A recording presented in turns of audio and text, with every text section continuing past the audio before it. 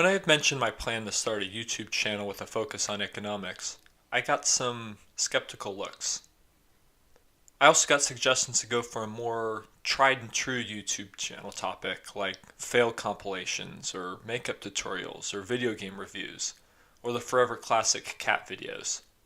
And I took all that advice to heart, but the problem is I'm terrible at video games, I don't have the eye for aesthetics to be trusted with makeup tips, and my cat simply refuses to play the keyboard. So I'm going with economics. But don't worry, I'll be taking more of a behavioral economics slash freakonomics slash game theory approach. But I know for a lot of folks that's not good enough. So in this video I want to gain a better understanding for why so few people want to listen to content about economics. And I think I can boil down the problems into three main categories. It's boring, it's irrelevant to the things I'm interested in, it's confusing, I don't have enough background information to understand what's going on, and it's derisive. It's like talking about politics but worse because there's more math. What really makes the situation tricky is that an effort to avoid any one of these pitfalls puts you in danger of falling into another. To show how this happens in practice, let's get started with a hypothetical example. Say I meet a guy named John at a party and ask him what he does for work, and I get this response. I do product development and sales for a water bottle manufacturer just outside the city. I liked it at first, but the lack of mobility is starting to get to me. I do so much work for this company, but I'm continually being grossly underpaid. I swear my branch would fall apart if I left, but the higher-ups have no idea because my manager takes credit for pretty much all the work I do. I'm trying to leave and apply for jobs elsewhere, but without a college diploma I can't even get a foot in the door. It's so stupid, these employers are actually shooting themselves in the foot. There are tons of people who haven't stepped foot on a college campus that turn out to be way better employees than people who have finished. All diploma shows is that you could afford to waste a ton of time and money on a piece of paper. And so I respond in turn. Diplomas may not be a perfect vetting tool when it comes to applications, but they are far from meaningless as they can be a useful indicator for any employer in a time crunch.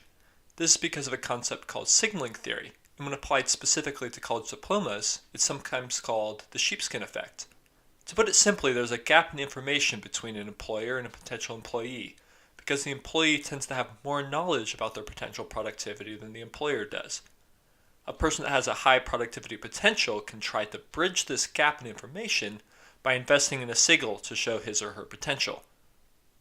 It is true that there are signals other than higher education that an employer can look for, but having talked to the people who do hiring, the reality of the situation is they often have other responsibilities and simply don't have the time or the energy required to look through every resume they receive in detail. Since employers usually have a general sense of the quality of different colleges, it is quicker and easier to just check for a diploma than it is to evaluate that other criteria. So let's break that down. When I picture John's reaction to this conversation, I see his eyes glazing over halfway through my signaling theory explanation, and I see him either interrupting or responding to that explanation by arguing in circles about whether a diploma could tell you anything about an employee's future success. And let's dissect that further to understand why.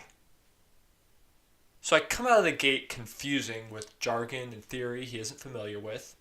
Then as I slow down and explain in an effort to be less confusing, the content I'm talking about drifts away from the topic he was actually interested in. As I feel my tone start to get lectury and I see boredom set in on his face, I feel the need to quickly get to my point. As I rush through my explanation, in order to get to that point, I make some derisive statements based on an assumption that John had just said he didn't agree with. In short, keeping an engaging economics discussion is like fighting a hydra. You address one problem and two more grow in its place. So this is a grim spot to leave this, but I want to keep this video short, so I'll save further investigations and potential solutions for another time. Thank you for watching.